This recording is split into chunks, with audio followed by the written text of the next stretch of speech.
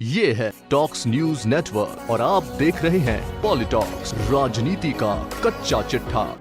एक पुरानी कहावत है, रस्सी जल गई पर बल नहीं गया। देश की the grand old party Congress पर यह कहावत एकदम फिट बैठती है। लगातार 2 लोकसभा चुनाव में कांग्रेस के विपक्ष का दर्जा लायक सांसद तक नहीं चुने गए। उसके बावजूद कुनबे में कलह थमने का नाम नहीं ले रही। आलाकमान मौन है और हार पर कोई मंथन नहीं करना चाहता। गुटों में बटी होने के चलते ही कांग्रेस के इस बार सारे अरमान ठंडे हो गए और पार्टी 52 सीटों पर सिमट गई। राहुल गांधी अध्यक्ष पद से इस्तीफे की पेशकश करके विदेश चले गए। पीछे से कई राज्यों में कांग्रेस की अंदरूनी लड़ाई अब सड़कों पर दिखने लगी है। पंजाब में मुख्यमंत्री कैप्टन अमरिंदर सिंह और नवजोत सिंह सिद्धू का अरसे से चला आ रहा झगड़ा अब कांग्रेस आलाकमान तक पहुंच चुका है। पंजाब में कैप्टन और सिद्धू के बीच खींचतान को सुलझाने की जिम्मेदारी अब पार्टी के वरिष्ठ नेता अहमद पटेल को सौंपी गई है। सिद्धू ने राहुल और प्रियंका से मिलकर अपनी समस्या बता दी है। उन्होंने अभी तक नए विभाग का चार्ज भी नहीं लिया है। राजस्थान में बीते साल दिसंबर में हुए विधानसभा चुनाव के बाद जब कांग्रेस की सरकार बनी तो पार्टी ने लोकसभा चुनाव को लेकर बहुत उम्मीदें पाल ली, लेकिन 5 महीने बाद लोकसभा चुनाव के नतीजे आए तो राज्य की 25 की 25 सीटें बीजेपी के हाथ लगी। कांग्रेस की हालत कितनी खराब रही ये इसी से पता चलता है कि मुख्यमंत्री अशोक गहलोत के बेटे वैभव गहलोत तक को हार का मुंह देखना पड़ा। परिणाम के बाद से ही गहलोत और सचिन पायलट के खेमे आमने सामने हो गए हैं। पायलट समर्थक विधायक उन्हें सीएम बनाने की मांग तेज करने लगे हैं। दोनों के लड़ाई के चलते राजस्थान में कांग्रेस सरकार की जमकर किरकिरी हो रही है। हरियाणा में हुड्डा और अन्य गुटों के बीच लड़ाई तेज होती जा रही है।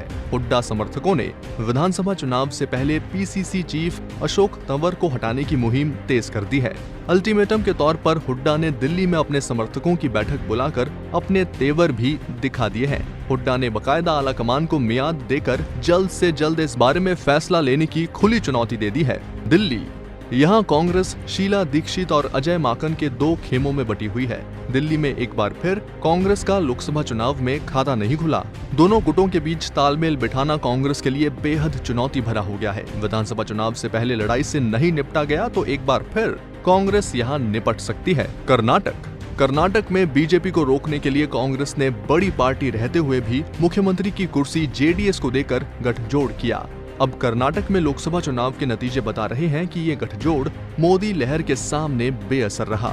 पार्टी के विधायक और वरिष्ठ नेता रोशन बेग खुलेआम पार्टी के संगठन महासचिव केसी वेणुगोपाल के खिलाफ जुबानी तीर चला रहे हैं। पूर्व सीएम सिद्धारमैया आलाकमान के निर्देशों से अलग अपनी मनमर्जी चला रहे हैं। ऐसा ही रहा तो कई कांग्रेस विधायक अगर पाला बदल गए तो सरकार बीजेपी की बनते देर नहीं लगेगी। मध्य प्रदेश, एमपी का हाल भी कमोबेश राजस्थान जैसा ही है। बस फर्क इतना है कि राजस्थान में गहलोत के बेटे चुनाव नहीं जीत पाए और यहाँ सीएम कमलनाथ के बेटे नकुल नाथ चुनाव जीत गए।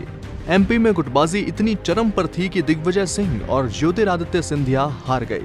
पार्टी को महज 1 सीट से संतोष करना पड़ा। यहाँ भी कमलनाथ दिग्विजय बनाम सिंधिया का झगड़ा किसी से छिपा नहीं है। टिकट बंटवारे को लेकर हुई बैठक में सोनिया राहुल के सामने दिग्गी राजा और सिंधिया की तू मैमे की खबरें भी सामने आई थी।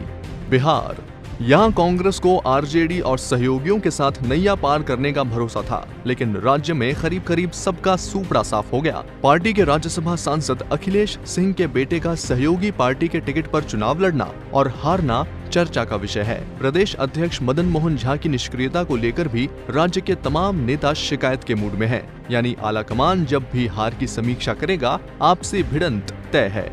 एक तबका ये मांग भी करने लगा है कि बिहार में गठजोड़ की बैसाखी छोड़ अकेले दम पर लड़ने और जमीन बनाने का ये सही वक्त है। हिमाचल प्रदेश, अरसे बाद राज्य के दिग्गज कांग्रेसी नेता वीरभद्र सिंह या उनके परिवार के किसी सदस्य ने चुनाव नहीं लड़ा। वीरभद्र समर्थक कम सक्रिय रहे। पार्टी ने सुखराम के पोते को भी चुनाव लड़ाया जो हार गए। ऐसे में पार्टी में गुटबाजी एक बार फिर सामने आ गई।